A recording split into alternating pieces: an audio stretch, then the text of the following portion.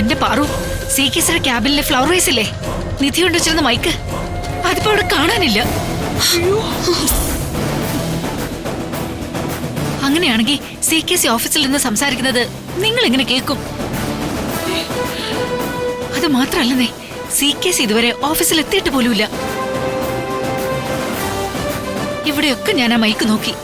C K സിയുടെ കയ്യിൽ ആ മൈക്ക് കിട്ടിയെന്നുള്ള കാര്യം ഉറപ്പാ. അപ്പൊ പിന്നെ ആ മൈക്ക് കൂടി ഞങ്ങൾ കേട്ടതോ?